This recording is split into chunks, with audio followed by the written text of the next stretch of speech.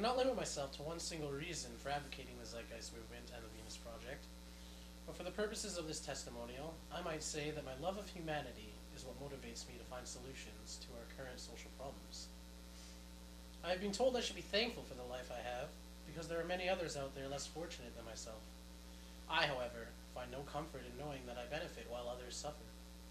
A society that cannot provide food and shelter for everyone is nothing to be thankful for, especially when I know that humanity is capable of so much more. It's strange to look back and see where I was compared to where I am, and more importantly, who I am compared to who I was. As my eyes were opening to the world around me, it was clear that things were, and still are, far worse than I was led to believe. I didn't really want to believe what I was hearing, seeing, and experiencing, but my feelings about the world cannot change that. No matter how much knowledge I absorbed, I felt powerless to do anything about it. That is, until this idea of a resource-based economy was introduced to me. What's this? A world without money? I asked myself. By this point, I was aware of modern money mechanics, so rather than reject the idea, I began to conceptualize in my mind how a moneyless society might be organized. I found it really easy when the analogy of a global library was used. That's when it all made sense. It's not that we needed to own things, we just needed access to them. This, to me, is the cornerstone of a resource-based economy. For without this philosophy, there will always be a struggle for acquisition. Moving forward means we'll have to change our attitudes towards property and freedom. It's not easy to make such drastic paradigm shifts, but it's also not impossible. We have accomplished so much as a species in such a relatively short time, but for some odd reason, people still feel powerless to do anything.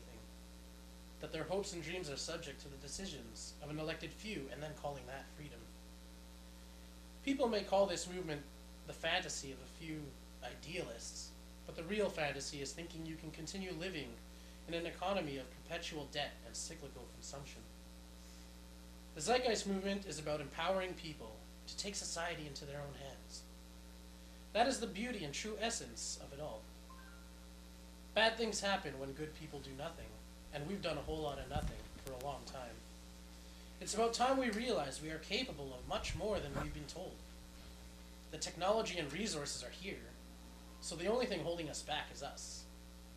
Today, humans conform to the values of the system. But shouldn't the system conform to human values?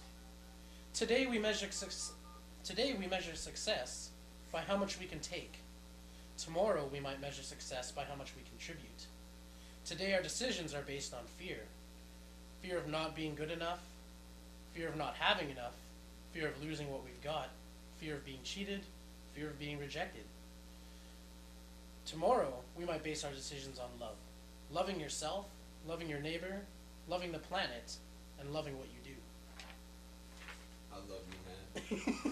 That was good. That was